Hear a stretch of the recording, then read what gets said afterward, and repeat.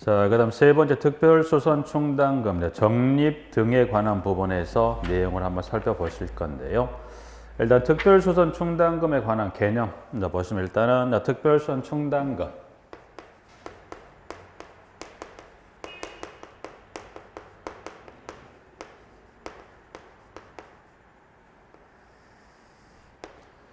자, 이제 특별소선 충당금에서 일단 신문에 동그라미 1번.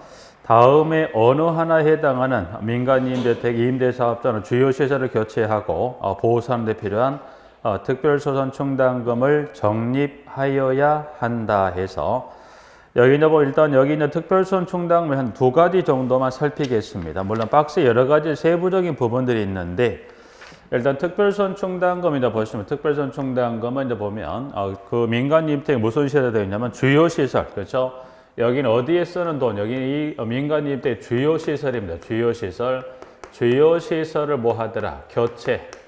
교체하고 보수하는데 소요되는 돈이 무슨 돈? 이게 특별소선 충당금이라 합니다. 그래서 민간임대 주요 시설을 교체하고 보수하는 데 쓰는 돈을 말하는데 이제 규모입니다. 규모. 그럼 이 돈을 적립하는 규모는 보니까 최소 이 규모에 해당하는 민간임택을 한다면 특별소선 충당금을 적립을 하는데 박스에 가보니까 지금 1번에 기역, 니은, 디귿이 된다 그래서 지금 보니까 규모는 지금 세 가지 보니까 세대수로 몇 세대 이상? 300세대 이상입니다. 300세대 이상.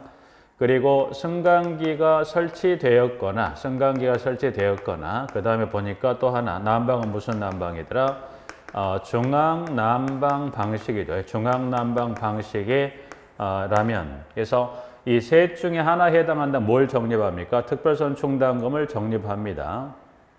자, 그런데 이 규모를 지금 보니까 어디선가는 본 듯한 바로 전 시간에 민간임대주택이 어느 규모 이상이다. 이 규모에 해당한다면 위탁 관리하거나 자체 관리해야 되는 규모를 하나 확인했었어요. 그래서 규모는 여기는 이 민간임대주택에서 관리를 위탁 관리나 자체 관리하는 규모를 물었을 때도 하나, 둘, 셋, 그 다음 특별소선 충당금을 적립하는 규모를 물어봐도 하나, 둘, 셋 해서 규모는 이 규모로서 위탁 또는 자체 관리하는 규모를 하나 정리할 수 있고 또 하나 특별소선 충당금을 적립하는 규모로도 정리할 수 있습니다. 그래서 규모는 이 중에 하나 해당한다면 특별소선 충당금을 이 용도로 쓰기 위해서 적립합니다. 그러면 이 규모에 해당한다면 누가 적립하라? 누군가는 주머니에 나와야 될 건데 그 주머니가 누구 주머니? 때는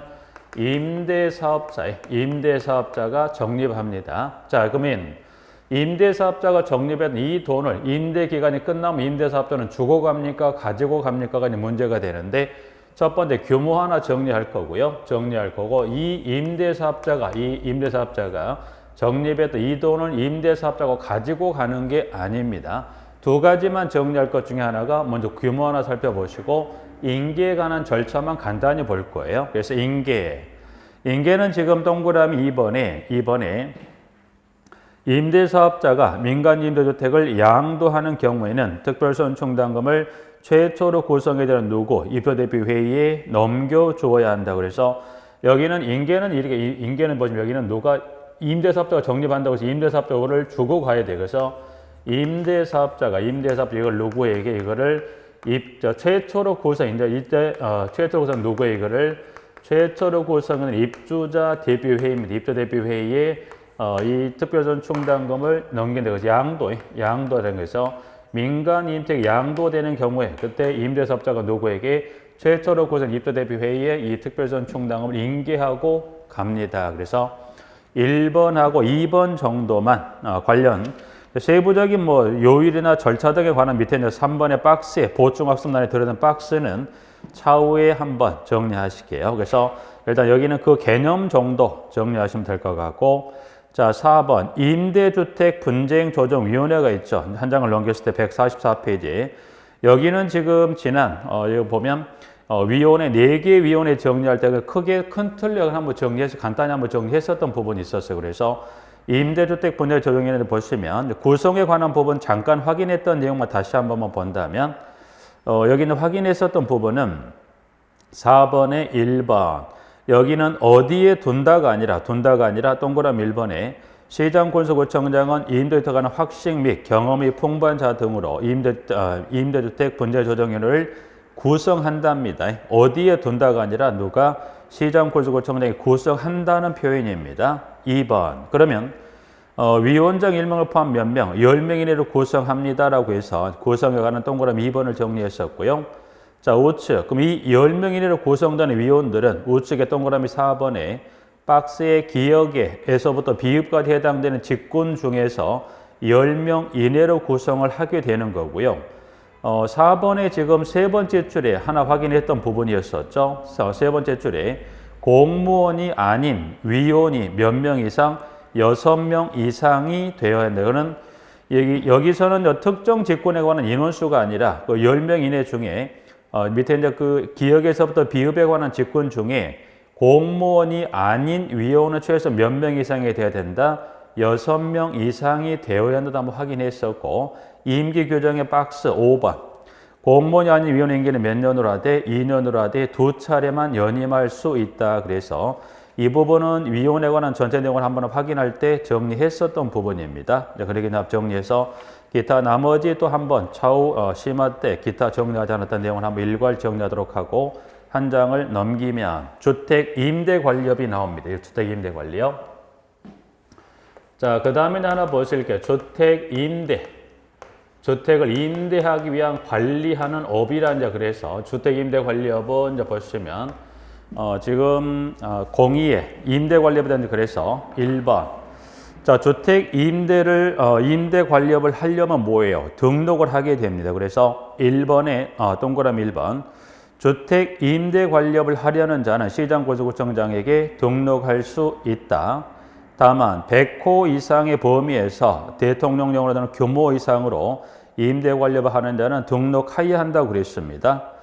자, 지문은 지금 보시면 주택 임대 관리업인데 이제 보면 그러면 주택 임대 관리업은 등록할 수 있다. 근데 경우에 따른 등록하여야 한다라고 돼 있어 부분들. 그래서 임대 관리업에 관한 부분 한번 정리하시는데 임대 관리업입니다. 임대 관리업은 지금 보신 대로 크게 두 가지로 나눠놨죠. 그래서 그 임대 관리업인 부분들은 자, 임대 관리업에 관한 부분에서 지금 보시면 용어에 관한 부분에서 임대 관리업 일단 여기 밑에 박스에 들어가 보면 임대 관리업에 관한 부분에 등록을 할 수 있는지 등록을 하여한지 구분이 나와 있는데 일단 그럼 먼저 이것부터 한번 볼까요? 자, 여기 주택 임대 관리업 크게 이 주택 임대 관리업 크게 두 가지입니다. 두 가지요. 두 가지. 그래서 임대 관리업은 지금 보시면 자기 관리형 주택 임대 관리업인데 임대 관리업 크게 두 가지로 나눠 볼 수 있는데 자기 관리형 주택 임대 관리업 주택 임대 관리업자 그다음에 위탁 관리형 주택 임대 관리업자. 그래서 위탁 관리형 주택 임대 관리업자에서 그게 임대 관리업자는 크게 이제 보면 두 가지에서 위탁 관리형 자기 관리형 주택 임대 관리업자하고 위탁 관리형 주택 임대 관리업자에서 두 가지로 나온다. 그래서 지금 자기 관리형 주택 임대 관리업자, 위탁 관리형 주택 임대 관리업이라는 것은 개념은 크게 이렇게만 여기 그 개념을 이렇게 보십시오. 부분들은 자기 관리형과 위탁 관리형을 두 가지로 나누는데 그럼 자기 관리형 주택 임대 관리업자란 위탁 관리형 주택 임대 관리업자가 나와 있는데 자기 관리형 주택 임대 관리업자라는 것은 어떤 형태를 말하냐면 소유자로부터 민간 임대택을 여기를 이 소유자로부터 민간 임대 주택을 임대를 해서 다시 한번 이 주택의 임대 관리업자가 다시 한번 재임대가 들어간 형태를 자기 관리형 주택 임대 관리업자를 한다면 위탁 관리형 주택 임대 관리업자는 여기는 소유자로부터 뭐에 관한 그 민간 임대택의 시설물 유지 보수 관리 업무만 위탁받아 하는 걸 위탁 관리형 주택 임대 관리업자라는 데에서 두 가지 형태로 나눠집니다. 그래서 임대 관리업자는 이제 보시면 자기 관리형 주택 임대 관리업자와 위탁 관리형 주택 임대 관리업자. 여기는 임대 관리업으로 보죠. 이 두 가지로 봤을 때 일단 여기 이제 보면 임대는 크게 두 가지. 자기 관리형이랑 쉽게 책임은 어디가 더 무거울까요? 위탁 관리형보다는 자기 관리형 주택 임대 관리 좀 더 책임 소재지를 봤을 때 자기관리형 다시 임대를 해서 다시 한번 다시 한번 자기관리 주택임대 다시 한번 재임대를 한 형태다 보니까 어디가 책임은 더 무겁다.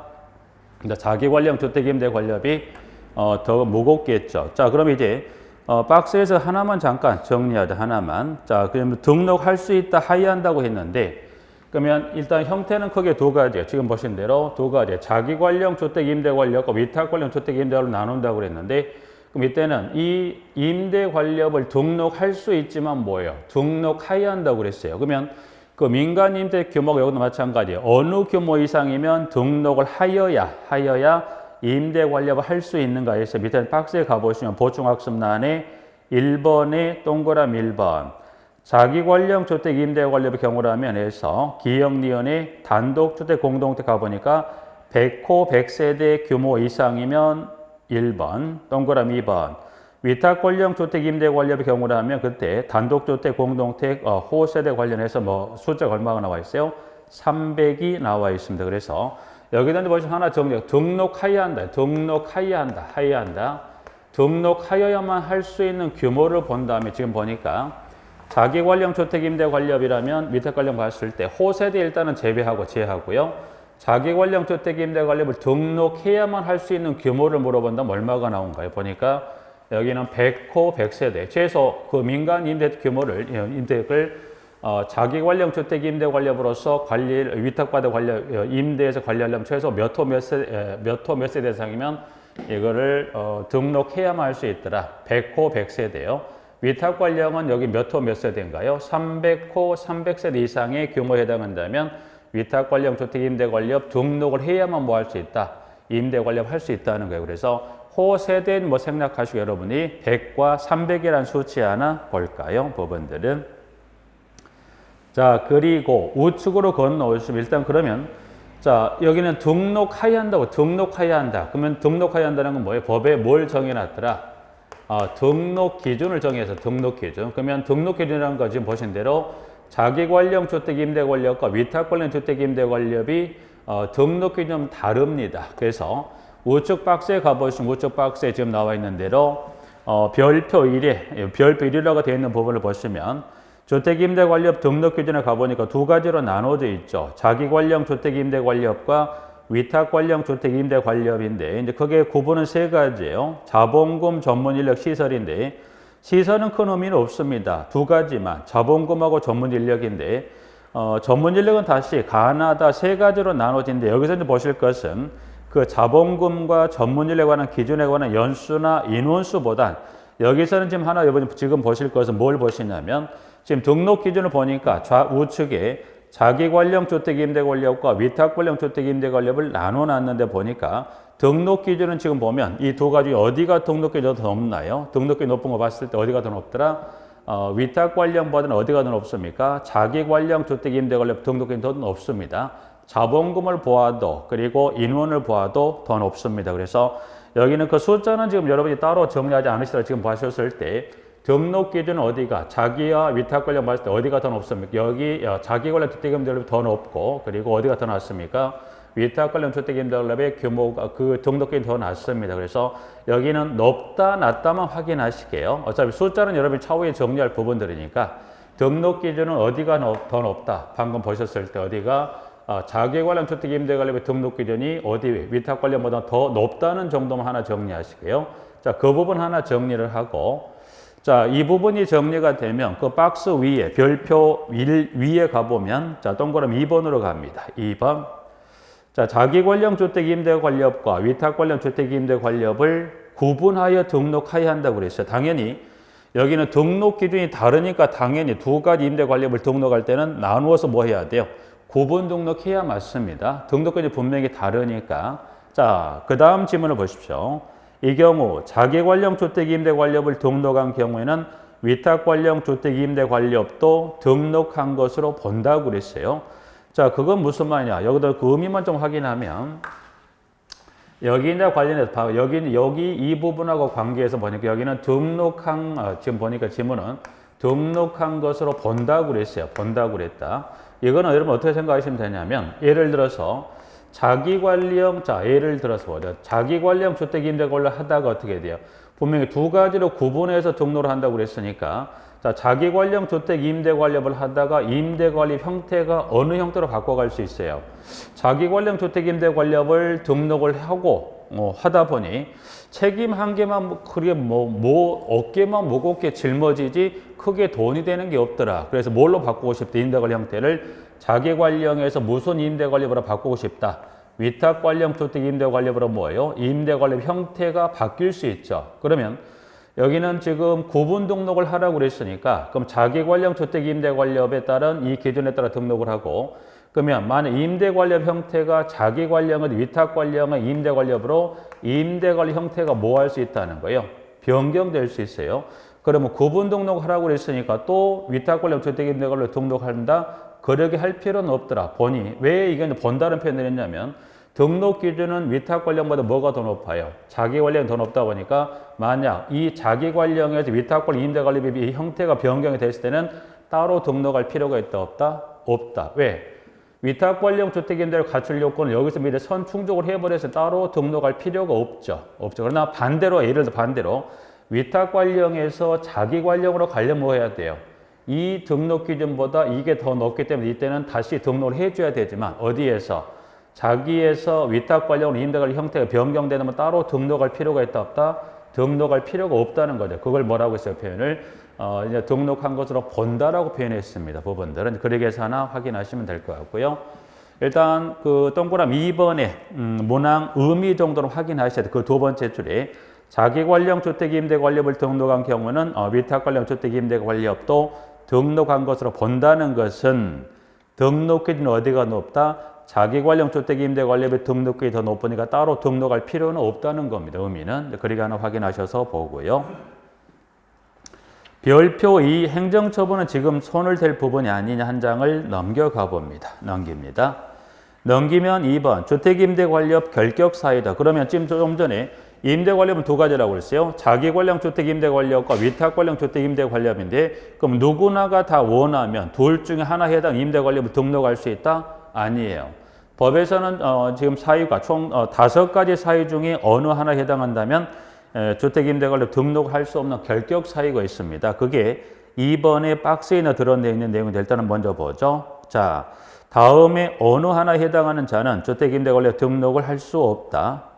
없다 해서 밑에 가보니까 1번부터 5번까지 쭉 되어 있는 분 한번 확인하죠. 1번 파산 선고를 받고 복권되지 아니한 자. 2번 비성년 후견인 또는 비한정 후견인. 3번 주택임대관리업의 등록이 말소된 후 2년이 지나지 아니한 자. 그리고 4번 여러 가지 법을 위반하여 먼저 이 법부터 해서 공동관리법인데 이 법이란 건 지금 민간 임대주택에 관한 특별법입니다. 그래서 그걸 줄여서 민간 임대주택법이라고 하는데 이 법이란 건 민간 임대주택법이라 생각하시면 되고 그래서 이 법부터 해서 공동관리법 즉 여러 법을 위반하여 금고 이상의 실형을 선고받고 집행이 종료되거나 집행이 면제되는로부터 몇 년이 지나지 아니했다. 3년이 지나지 아니한 사람도 결격사유에 해당이 되는 거고요. 5번 여러 가지 법을 위반하여 형의 집행유예 선고를 받고 유예 기간 중에 있는 사람이다. 이제 그래서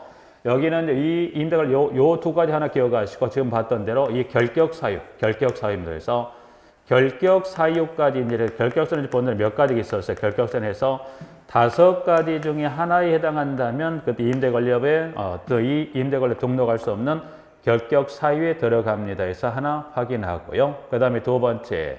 그러면 결격 사유에 해당이 안 됐다면 뭐예요? 자기 또는 위탁관리업 주택 임대관리업을 등록을 하고 이 임대관리업 할 수 있겠죠. 그럼 이제 임대관리업 등록을 하다가 또 이 주택 임대관리업자가 잘못하면 뭐 할 수 있어요?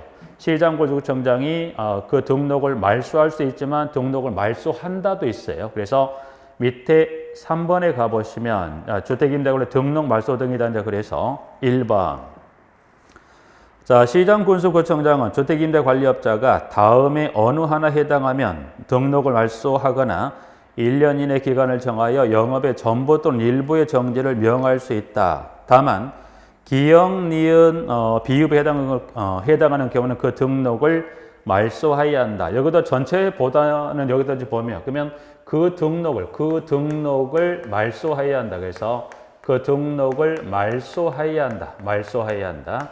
그러면 등록을 말소하여야 한다는 건 사유가 보니까 몇 가지 사유에 해당하면 등록을 말소한다고 그랬냐면 총 3가지입니다. 그래서 그 등록을 말소하여야 한다라고 했을 때 사유를 보니까 기업과 니은과 비읍에서 이 3가지 중에 하나에 해당한다면 시장건설구청장은 주택임대관리법 등록을 말소하여야 한답니다. 이때 선택이 없을 때는 등록이 말소가 되는 겁니다.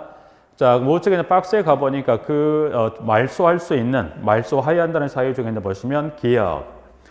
기업은 거짓이나 그 밖의 부정한 방법으로 등록을 한 경우, 니은.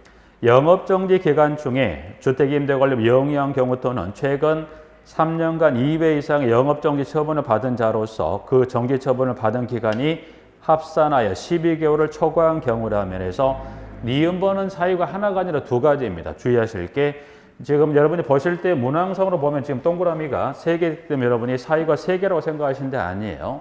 여기는 보면 사유가 지금 동그라미 니은은 지금 하나가 아니라 여기는 이 사유가 여기는 2개입니다. 여기는 첫 번째 사유 그리고 하나 있고 또 하나 2개 사유가 있기 때문에 여러분들이 니은번은 사유가 하나가 아니라 2개입니다. 그러면 결론적으로 봤을 때 사유가 2개라는 것은 기업, 니은, 비읍의 3개가 아니라 여기는 보시면 여기 니은번은 사유가 지금 여기 2개입니다. 사유, 등록 말소한 사유가 2개이기 때문에 그럼 기업 하나, 둘, 셋, 4개입니다. 그래서 등록을 말소해야 한다는 사유는 몇 가지 사유가 있습니까? 3개가 아니라 몇 가지요? 4가지입니다. 그래서 여러분들이 문항상 번호만 보시면 말소해야 한다는 사유는 3가지로 보시는데 그중에 니은번의 사유가 2개로 다시 나눠져 있기 때문에 여러분들이 말소한다 사유는 몇 가지로 보셔야 돼요? 4가지입니다. 그래서 니은번에 2가지 있는 거 봤고요. 마지막 비읍 하나 보죠. 나머지 마지막 하나. 어떤 사유부터 말소한다 봤더니 비읍에 다른 자에게 자기의 명의 또는 상호를 사용하여 이 법에서 정한 사업이나 업무를 수행하게 하거나 그 등록증을 대여한 경우에 따른 기역, 니은, 비읍에 해당하면 그 등록을 말소한답니다. 말소해야 한다. 그렇다 해서 하나 확인하시고 자, 그 다음 한 장을 넘겨봅니다. 넘겨서 하나만 확인 정리 마무리합니다. 하나만 정리 마무리하는데 자, 여기다 보면 일단 좀 지엽적인 거는 지엽적이라보다 여러분 일단 이번 기본에서 확인할 수 있는 것만 좀 정리할 건데 하나만 더 확인합니다. 하나 확인할 것은 151페이지로 갑니다. 151페이지로 가죠. 151에 가면 7번 보증상품 가입이라고 되어 있어요. 보증상품 가입입니다. 자, 그러면 7번에 그러면 보증상품 가입이라는 건 좀 전에 임대관리업은 크게 몇 가지로 나누어졌던가? 임대관리업은 크게 자기관련과 위탁관련 2개로 나누어서 이제 보시면 하나 더. 그러면 자, 하나 더 정리한다면 보증상품 가입이요. 보증상품. 그러면 보증상품을 가입합니다. 가입이에요.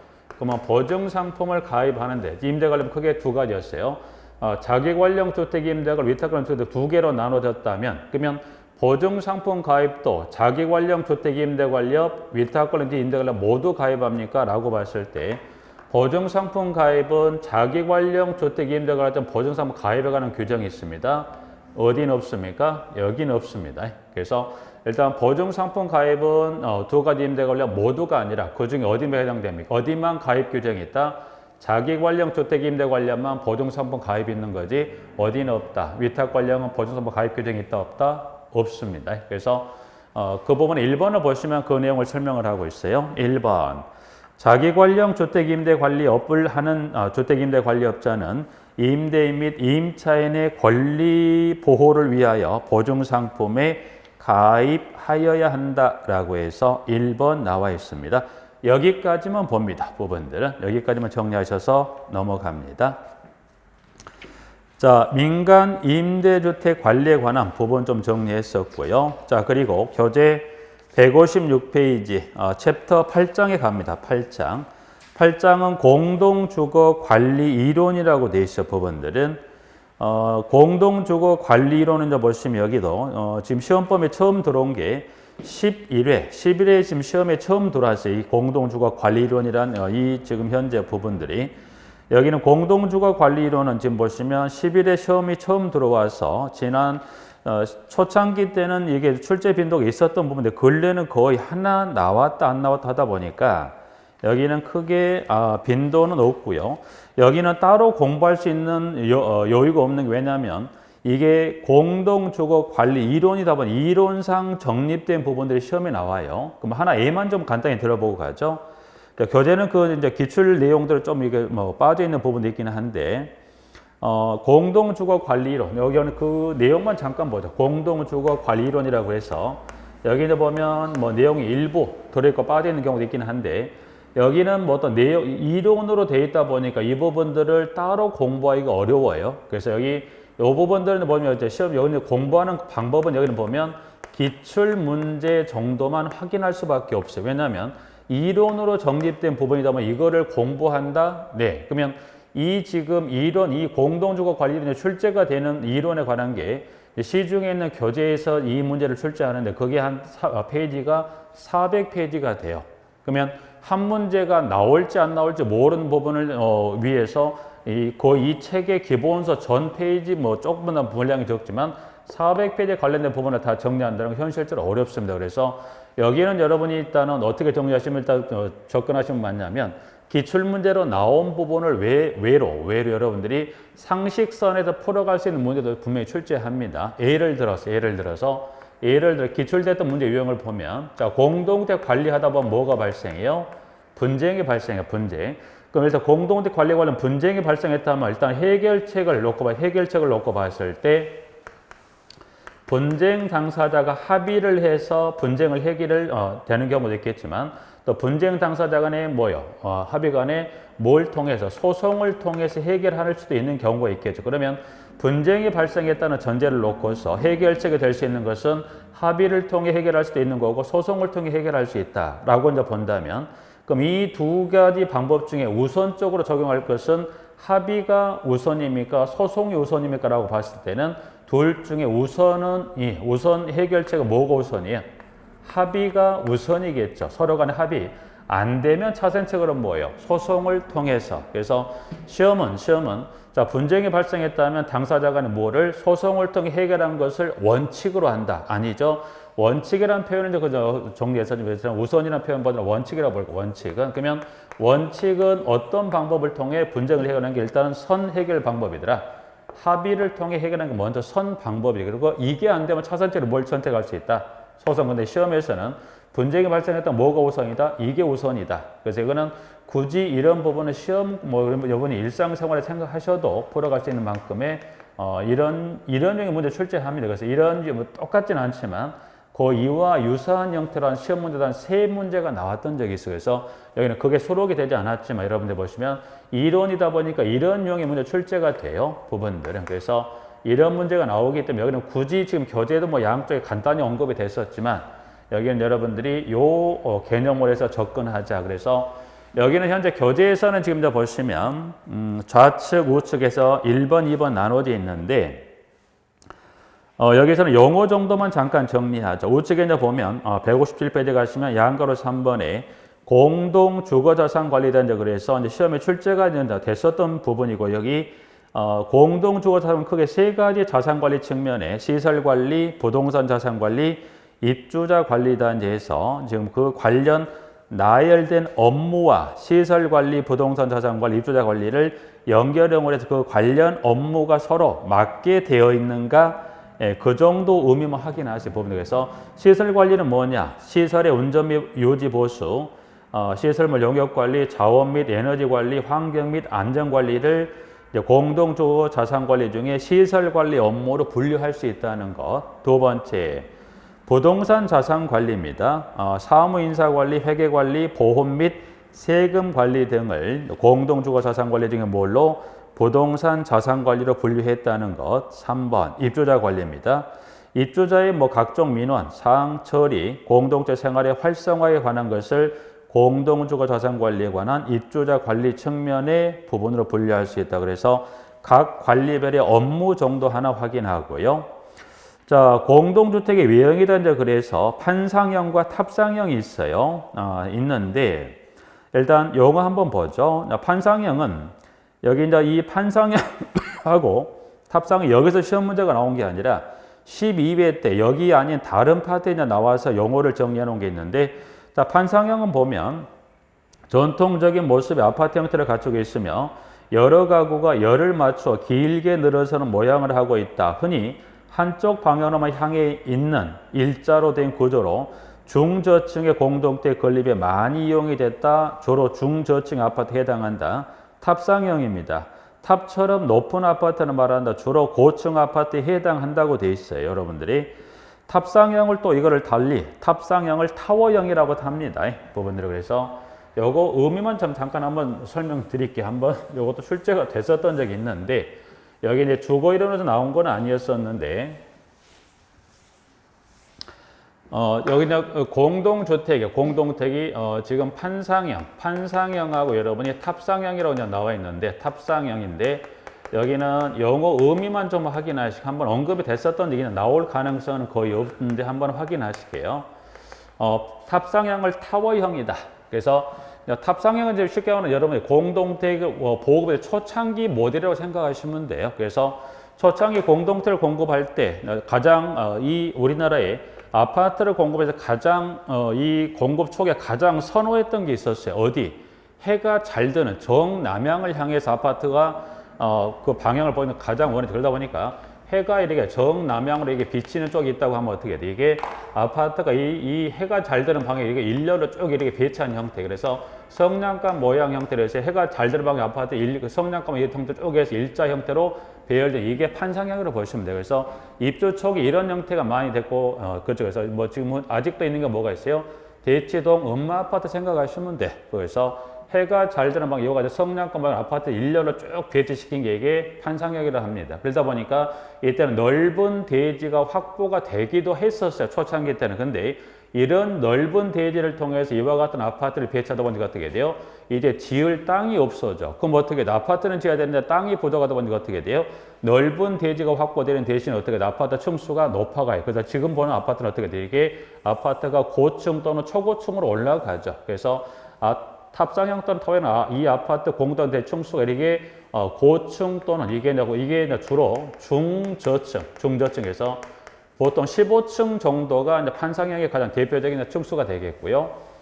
탑상형 또는 타워형은 고층 또는 이게 초고층이에요. 고층 또는 초고층의 형태로 지어지는 형태죠. 그래서 요즘에는 뭐 아파트나 또는 조상복합을 지어도 거의 층수가 몇 층 정도 돼야 돼요? 30층 갖고는 명함을 못 내밀어요. 거의 50층 정도 지어야 좀 높게 지었다 할 정도로 보니까 고층 또는 초고층으로 가는 형태가 탑상형 또는 타워형. 그래서 초창기가 이런 판상형 형태로 공급이 된 경우라면 지금은 타워형 또는 탑상형 형태로 공급이 된다더라. 하나 봐두시고. 자, 영어. 이제 코하우징하고 주택 스톡이라는 해서 나와 있습니다. 코하우징은 이제 보면 각각의 세대가 독립된 주거 생활을 하며 일부 공용 부분을 갖는 형태를 말한다. 그래서 요건 여러분이 보시면 일단 그 각 세대가 독립은 되어 있지만 거실이라든가 주방을 여러 세대가 함께 공유하는 형태를 뭐로 생각하시면 돼요? 이거를 코하우징이라는 용어로 가시면 돼요. 부분들은. 자, 그 다음에 주택 스톡이라고 해서 주택이라고 부르는 주거용 건물을 말하며 주로 자산 개념으로서 주택을 의미한다. 그래서 주택 스톡이란 용어 정도만 간단히 정리하고 주거 관리 이론은 여기는 마무리 짓겠습니다. 부분들은. 그리고 좀 전에 말씀드린 여기는 상식선에 풀어갈 수 있는 문제가 나오면 그런 형태로 마무리하시면 될 것 같아요. 부분들은. 주거 이론은 그리게 마무리합니다. 자, 챕터 9장을 마무리하고 이제 챕터 9장으로 갑니다. 챕터 9장. 교재 163페이지입니다. 163페이지.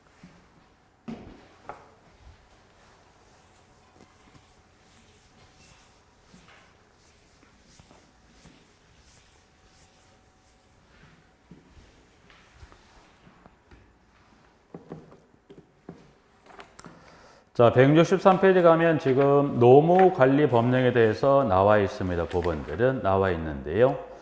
자, 지금 챕터 9장에 노동관계법령에 대한 그래서 1번의 근로기준법부터 쭉 나와 있습니다. 그래서 이 챕터 9장에 지금 구성 페이지가 보니까 근로기준법부터 이제 163페이지부터 쭉 해서 일단 그 관련 본문 내용만 보시면 페이지는 205페이지까지, 그래서 163에서부터 3페이지네, 203페이지. 그래서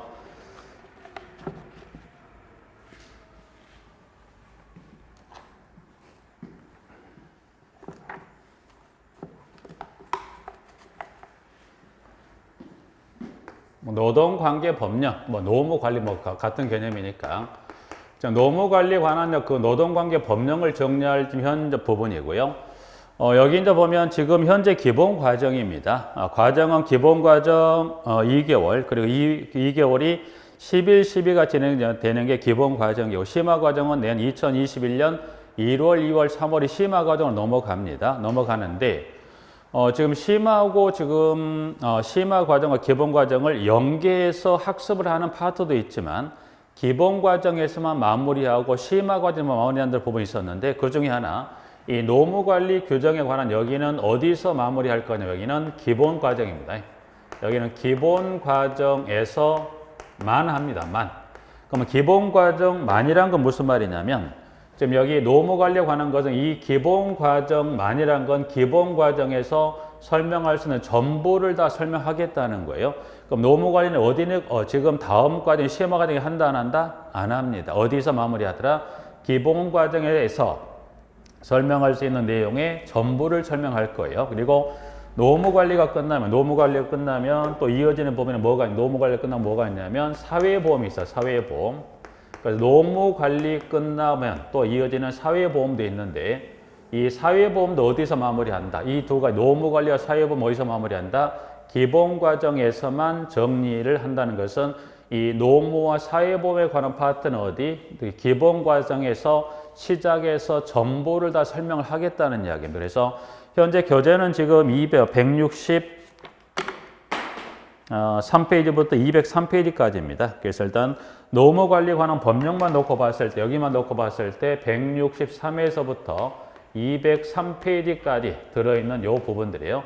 원래 사회보험대 페이지를 차지하고 있는 부분입니다. 부분들은 자 그럼 일단 여기 노무 사회보험 여러분들이 아무래도 일상생활에 쉽게 접근할 수 있는 또 일상생활에도 쉽게 다루지 못한 부분이기도 합니다. 부분들이 요거를 이제 보시 이 부분은 그럼 일단 이 노무관리와 이 페이지부터 이후부터 이제 페이지가 적용이 되어 있지만 노무관리와 사회보험 예전보다 출제 비중들이 좀 늘어가서 지금 23회부터 역산해서 한 3년을 계산해 그 3년을 확인해 보면 출제가 거의 평균적으로 봤을 때 6문제라는 건 문항이 좀 적게 출제가 되면 5에서 6문제가 또 출제가 지금 근래는 요 5, 6문제가 아니라 문항 수가 지금은 6에서 7문제 쪽입니다. 그러면 이 두 개 노무관리와 사회보험 관련한 부분에 있는 문제 출제 문항 수가 지금 근래 23회 역산해서 3개년도로 확인해 보면 문항이 6에서 7문제가 출제가 된다면 이건 절대 적은 문항수가 아닙니다. 문항수가 아니기 때문에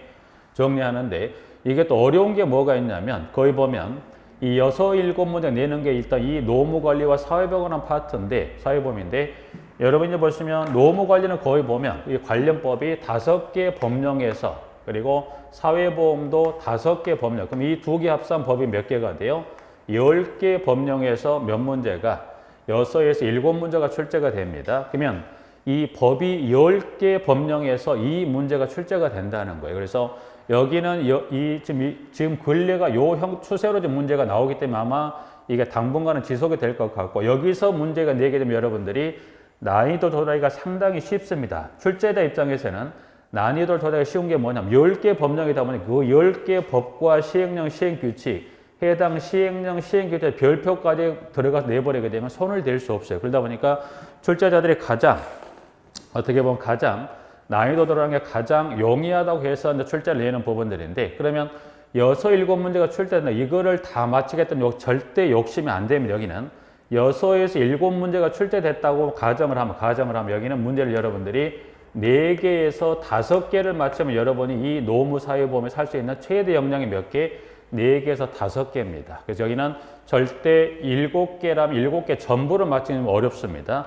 분명 이 부분들을 보면 여러분들이 주관식도 나오고 객관식도 나오지만 그 출제 주관식, 객관식 모두가 다 이와 같은 난이도 조절 문제가 분명히 들어가기 때문에 어렵기 때문에 이제 그런 문제를 배제한다 하더라도 여러분 최소 할 수 있는 것 최대 역량은 몇 문제? 4문제에서 5문제를 맞춘다고 하면 이 두 개 파트 관련 부분에 여러분이 할 수 있는 역량 100%를 했다고 보시면 돼요. 부분들에서. 자, 근데 문제는 이 4개에서 5문제를 맞추는 여기도 절대 양이 적은 건 아닙니다. 그래서 현 교재에 지금 나와 있는 여기 현재 노무 관리만 봤을 때 163, 203페이지에 나와 이 부분의 부분을 좀 교재가 수록이 되어 있는데 여기는 일단 교재도 뭐 정리는 잘 되어 있습니다. 잘 되어 있는데 조금 보완할 내용이 조금은 필요해서 일단 여러분이 이제 163부터 203페이지에 나와 있는 그 이제 관련 법령을 쭉 한번 확인해 두시면서 한번 총 5개 법령입니다. 마지막 근로기준법부터 5번에 노동점 노동관계 조정법까지 총해서 5개 법령이 수록이 되어 있는데 교재는 여러분 한번 참조를 쭉 한번 읽어보시고 이 파트는 여기 따로 지금 여기 챕터 9장에 관한 노동관계 법령이 지금 첨부된 이 자료로서 수업을 정리하겠습니다. 부분들. 그래서 일단 교재는 여러분들이 163에서부터 203페이지까지 한번 읽어보시도록 하고요.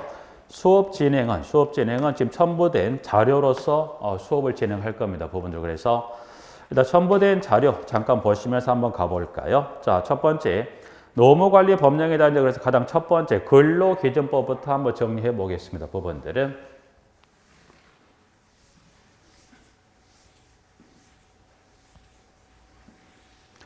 자, 그 중에 가장 첫 번째 노무관리 법령에 대해서 가장 첫 번째 나온 게 근로기준법이 나옵니다. 근로기준법.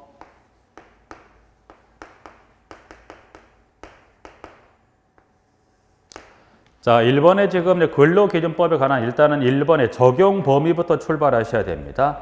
자, 그러면 근로기준법의 적용 범위를 보니까 양가로 1번에 동그라미 1번. 이 법은 상시 5명 이상의 근로자를 사용하는 모든 사업 또는 사업장에 적용한다. 그래서 여기는 지금 앞에 몇 명 이상의 근로자를 사용하는 모든 사업 또는 사업장에 적용한다.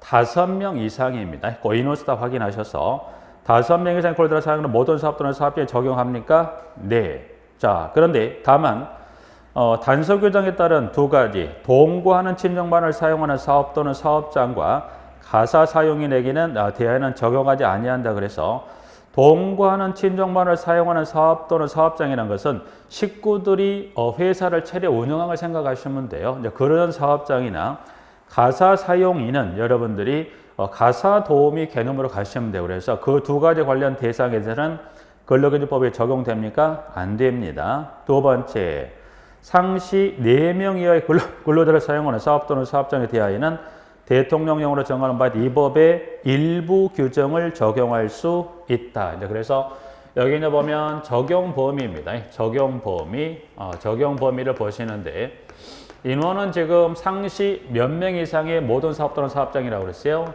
5명 이상이. 그리고 몇 명 이하의 사업장은 이 법의 일부를 적용할 수 있다. 4명입니다. 인원수에서. 그러게서 하나 5명하고 4명에 관한 적용 범위 관련 법안하고 동거 친족이나 가사 사용이나 적용됩니까? 적용 안 됩니다. 그래서 자, 적용 범위 하나 확인하고요.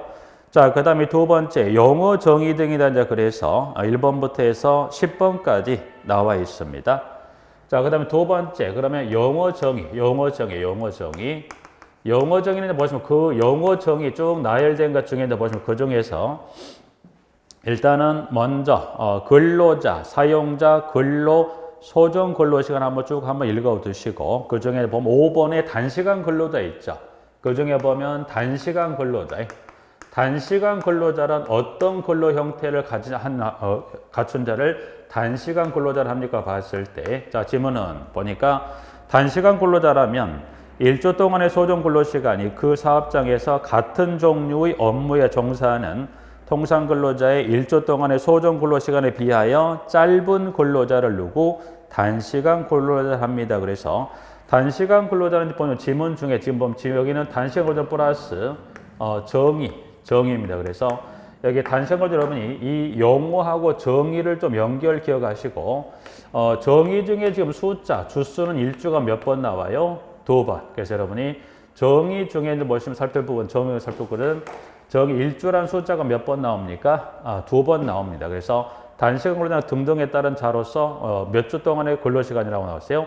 1주란 숫자가 2번 나옵니다. 그 숫자 2번, 1주라는 숫자 좀 기억해 두시고. 자, 그 다음 밑에 내려가면 1주 임금 나와 있고요. 8번 평균 임금입니다. 평균 임금. 자, 그 다음에 가시면 평균 임금이라는 게 나와 있어요. 어떤 임금을 평균 임금을 할 거냐. 그래서 보니까 평균 임금을 가보면 지문에 이렇게 정리되어 있네요. 평균 임금이란 이를 산정할 사유가 발생한 날 이전 3개월 동안 그 근로자에게 지급된 임금의 총액을 그 기간의 총 일수로 나눈 금액을 뭐라? 평균임금이라 하고 근로자가 취업한 후 몇 개월, 3개월 미만인 경우도 2에 준한다 해서 평균임금 하나 나와 있고요. 그 다음에 9번에 통상임금입니다. 통상임금. 자, 그 다음에 통상임금에 관한 부분이 나옵니다. 자, 통상임금은 또 뭔가요? 살펴봤더니, 자, 통상임금이란 근로자에게 정기적으로 일률적으로 소정근로 또는 초음근로에 대하여 지급하기로 정한 시간급 금액, 일급 금액, 주급 금액, 월급 금액 또는 도급 금액을 무슨임금을 이거를 통상임금이라 합니다라고 해서 평균임금하고 통상임금에 관한 부분 하나 정리하죠.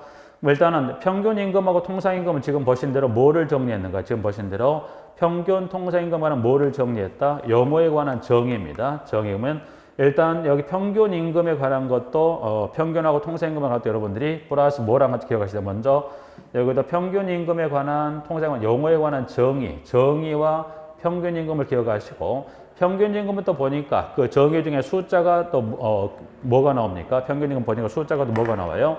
3개월이라는 숫자가 또 2번 나옵니다. 그래서 숫자도 꼭 기억하시고 자 그러면 일단 평균임금하고 통상임금 용어에 관한 정의를 살피는 게 첫 번째라고 한다면 두 번째입니다. 평균하고 통상임금 용어로만 일단 용어와 정의만을 여러분이 정리하면 끝나면 안 되고요. 평균하고 통상임금 여러분이 뭘 하나 확인하실 필요가 있냐면 적용 범위가 있어요. 적용 범위. 적용 범위는 여러분 이렇게 보시면 돼요. 예를 들어서 여러분이 보시면 첫 번째 자, 적용 범위라는 거 뭘 여러분이 생각하시면 되냐면 예를 들어서 퇴직금. 자, 퇴직금을 지급합니다. 퇴직금은 이제 근로자가 퇴직할 때 지급이 되는 돈 아니면 퇴직 전이라도 법에 따른 사유가 있다면 퇴직금을 중간 정산할 수 있죠. 그러면 퇴직금을 지급해요. 그럼 퇴직금을 지급한다는 건 뭘 지급한다는 거예요? 돈을 준다는 거예요. 그러면 퇴직금을 지급을 한다는 겁니다. 그러면 퇴직금을 지급한다는 것은 임금은 평균하고 통상임금 중에 무슨 임금을 기준으로 해서 산정할 거냐. 그래서 지금 퇴직금은 무슨 임금을 기준으로 이걸 산정합니까? 봤더니 퇴직금 산정 기준은 무슨 임금이 여기가 평균임금을 기준으로 해서 퇴직금을 산정합니다. 자, 하나. 그 다음에 두 번째는 하나 보죠. 두 번째는 예를 들어서 두 번째는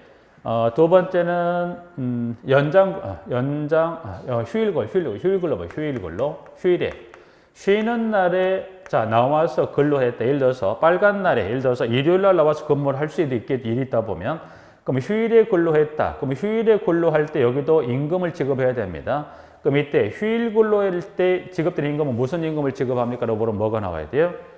휴일 근로는 무슨 임금? 여기 통상임금, 휴일 근로.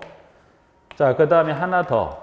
지금 노무 관리에 관한 법령을 보는 게 한 두 가지 정리했었지만 하나 더 본다면 예를 들어서 지금 보는 것은 여기 이제 적용 범위라는 건 여러분이 어디를 보실 때 이걸 한번 보실 필요가 있냐면 지금 보고 있는 노무 관리에 관한 부분을 보시거나 아니면 사회보험을 볼 때 사회보험이라는 건 여러분들이 이제 가장 쉽게 보면 산재보험, 고용, 건강, 연금, 국민연금 네 가지 사회보험을 말하는데 이 사회보험 관련해서 어떤 그 보험 관련 급여를 지급한다. 예를 들어서 사회보험 중에 고용보험법상에 뭐가 있냐면 구직급여 있어요. 구직급여. 그러면 고용보험법상에 이제 그 급여 중에 하나는 실업급여가 있는데 실업급여 분류 중에 하나 뭐가 있냐면 구직급여가 있어요. 그럼 이때 구직급여를 지급할 때 임금은 무슨 임금을 기준으로 지급합니까? 라고 물어보면 임금은 무슨 임금? 평균임금이에요. 그럼 결국 여러분이 지금 적용 범위라는 건 뭘 생각하시면 되냐면 이 적용 범위라는 건 여러분이 노무 관리에 관한 법령을 정리하거나 사회보험에 관한 정리를 할 때 임금을 지급하거나 어떤 급여를 지급할 때 임금은 여러분들이 적용 그 개수가 평균이나 그리고 통상임금 지급되는 이 부분 여러분 이걸 구분할 수 있냐가 또 시험 문제가 되기 때문에 여러분들이 노무나 사회보험을 살펴보실 때 이 주어진 어떤 임금에 관한 부분이나 또는 보험 관련 급여를 지급할 때 임금은 무슨 임금으로 지급한다. 요 평균하고 통상을 바꿔서 예를 들어서 이 부분을 뭘로 바꿔도 이게 만약 통상으로 바뀌면 그건 맞아요? 틀려요? 틀립니다. 그래서 이렇게 임금에 관한 기준이 바뀌는 걸 여러분이 노무 사회보험을 공부하다가 중간중간 나오면 그거 확인을 잘 해 놓으셔야 되고, 이게 또 지문을 바꾸어서 또 틀리게도 시험을 물어보기 때문에 여러분들이 평균하고 통상임금은 당연히 첫 번째 용어에 관한 정의를 기억하시고, 그리고 그 정의가 끝났다면 그 노무사회보험 공부하시는 중에 이 임금에 관한 적용 범위 개수가 제대로 위치하고 있는지 아니면 바뀌었는지를 확인할 수 있는 것도 시험에 물어보기 때문에 여러분들이 그 부분을 주의를 좀 하셔야 된다는 거예요. 그래서 여기 이제 평균하고 통상임금은 단순히 용어 플러스 정의만 마무리된 게 아니라 방금 설명드렸듯이 노무관리법령이나 사회보험을 정리할 때 적용 범위가 제대로 용어가 위치하고 있는가를 구분하는 것 시험 문제가 되기 때문에 그 부분 확인할 수 있는 부분이고요. 영어 10번입니다. 자, 근로계약법입니다. 근로계약. 근로계약이 뭐냐? 근로자가 사용자에게 근로를 제공하고 사용자는 이에 대하여 임금을 지급하는 것을 목적으로 체결된 계약을 뭐라? 근로계약입니다. 라고 지문을 정리하고 있습니다. 부분들은. 네, 그래서 그 부분 하나 정리 봐두시게요. 자, 일단 여기까지 이번 시간은 근로기준법 관련해서 용어 정의까지 좀 정리하고 다음 시간에 단시간 근로자 근로 조건에 관한 것부터 좀 정리하시도록 하겠습니다. 좀 쉬었다가 3번 단시간 근로자 근로 조건부터 정리하시겠습니다.